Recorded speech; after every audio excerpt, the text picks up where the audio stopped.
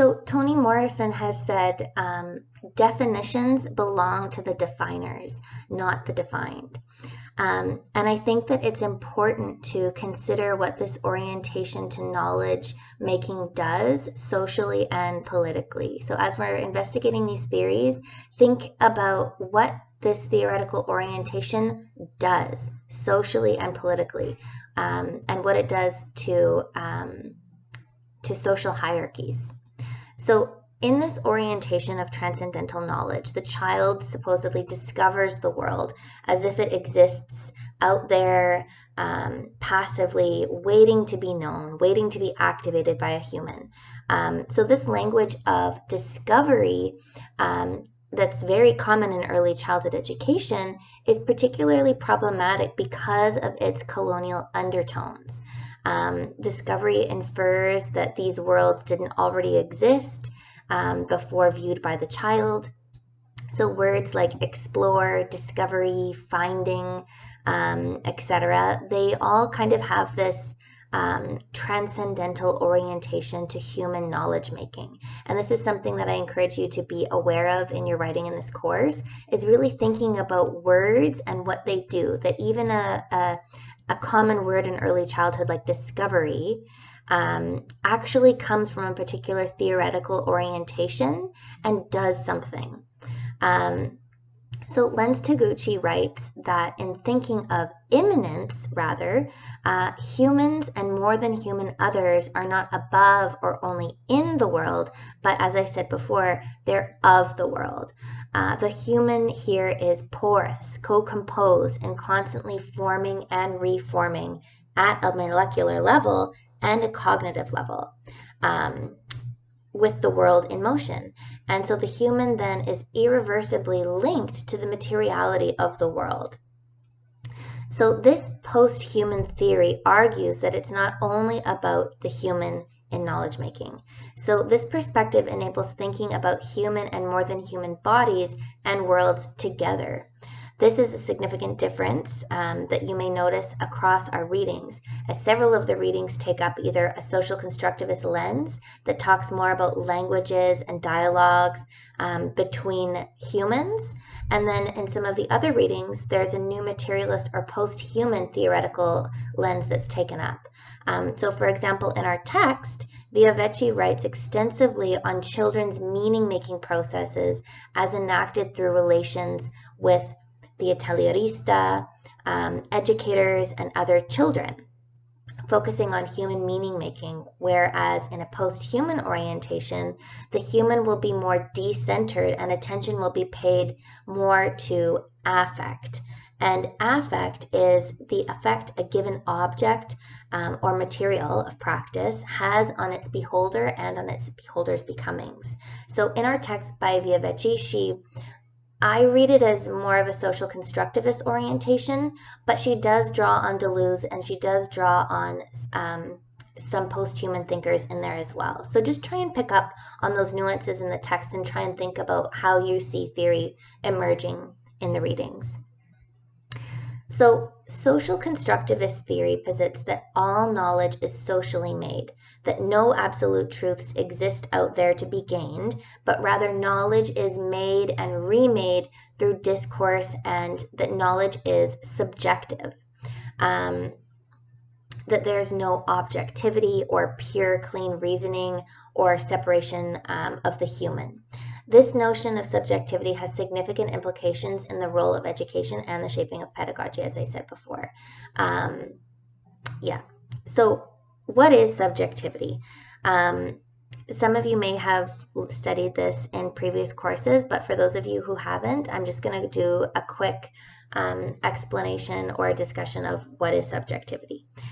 So subjectivity refers to the ways in which individuals are discursively and effectively composed by socio-political realities and how these realities inform their existence, their values, their ways of knowing and being in the world. These subjective processes are always at play unconsciously and consciously, and propose the ways in which individuals are able to access and exercise power and perform agency. So this is going into Foucauldian theory. by Michel Foucault, who was a post-structural philosopher of the 1980s and 90s. So this notion of subjectivity disrupts a familiar image of the individual self existing in isolation of context, but rather this is a self that is actively negotiating positionality amid the ebbs and flows of social discourse of gender, race, ability, socioeconomic status, and other factors as well.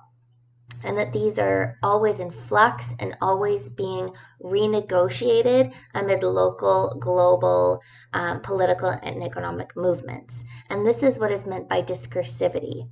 It's not only that our subjectivities are enforced by power that comes outside and into us, but rather it's discursive. There's a constant movement and shift between these trajectories of power relations.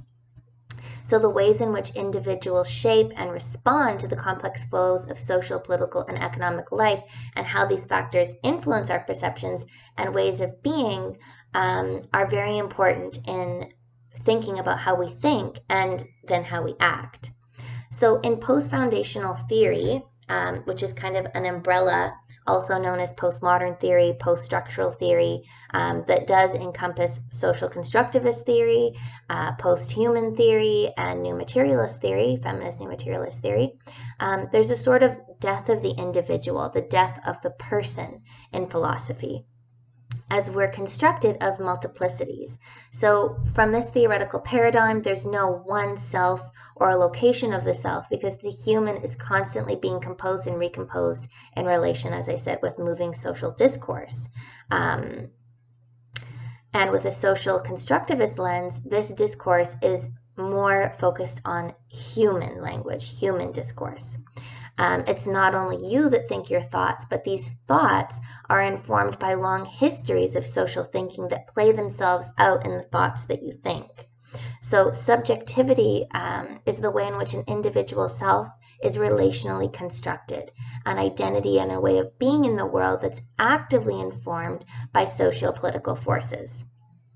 So the notion of subjectivity infers that humans are not static or objective, that we're not predetermined purely by biological truths, but rather we're continuously in interaction within social systems and structures that create how we come to know and understand ourselves in the world, and with that, what kind of lives we live and pursue. So from a social constructivist perspective, subjectivity is constructed by human discourse and social relations. And from a post-human or new materialist perspective, subjectivities are always made and remade in relation with other matter. And it posits that we are materials of the world also, that there's no contained self-existence. So education is very much a project in the making of subjectivities. And this idea that thinking is never truly novel is important in how we imagine the construction of the educator, because we're always informed by histories of thought that enable us to think now. So to consider how our ways of seeing, listening, and knowing the world and in the world and of the world come from legacies of thought and theory that come before us. So these theories are not neutral in any case.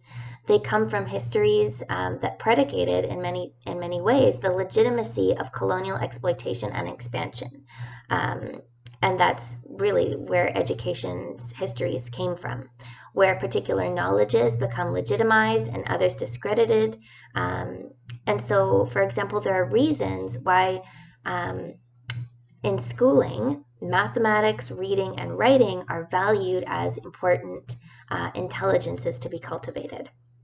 There are reasons why the arts are often electives or add-ons to what are often imagined as the core foundational areas of education. There are reasons why particular languages are studied in education. And these orientations to education come from somewhere. They're political, they're non-neutral, they're non-innocent in an early childhood education as well. And their values create the answers to a core pedagogical question that guides educational processes no matter what theory you come from. And that question is, what is education for? What kind of subjectivities will be produced in educating? So in this course, I encourage you to think through what it means to pedagogically work with social constructivist, posthuman, and new materialist views of education, and think about what pedagogy might look like from those two streams. How is knowledge made? How does it position you as a human? And what does this do to your relations with materials? And what does it call on you to notice? These next 2 weeks online will be a lot of reading and responding to each other to these theoretical perspectives in order to prepare for our face-to-face week, the last week of August. So we'll be considering the tensions, ethics, and struggles that emerge in teaching and pedagogy on Indigenous lands, and how these theoretical perspectives might be enacted in emergent curriculum and living inquiries in ways which attend to and notice those ethical tensions. What the arts might offer to these kinds of educational experiences, the multiple languages that exist in the composition of knowledge with others, and the role of the educator in nourishing these languages and sustained attention to concepts in the making, in the midst of their tensions. So I think that's about it for this week. Actually, I'm just going to jump and speak briefly about your first response that's due on August 18th. So your first response is focusing on the agencies of materials, and you'll be thinking with this quote by Karen Barad, actually in her book called Meeting the Universe Halfway. So she writes, knowing is not an ideational affair or a capacity that is the exclusive birthright of the human. Knowing is a material practice, a specific engagement of the world where part of the world becomes differentially intelligible to another part of the world in its differential accountability, or for that of which it is a part. So spend some time reading through that quote because it is kind of thick and dense, and try and make sense of what this means. And then, using your camera, thinking with this quote, take a series of photos that highlight the agency or life of a material. This material could be anything from a sidewalk, a table, water, a pencil, paint, a shoe. In this response, rather than highlighting what this material is or defining it, use photography to highlight what it does. How does this material perform? For example, if you're studying a desk in a classroom, attend to the agency of this specific desk, not just all desks in general. Sorry. And think about, how does this material create responses of others who encounter it, not only human? How do these responses contribute to the ontology of this material?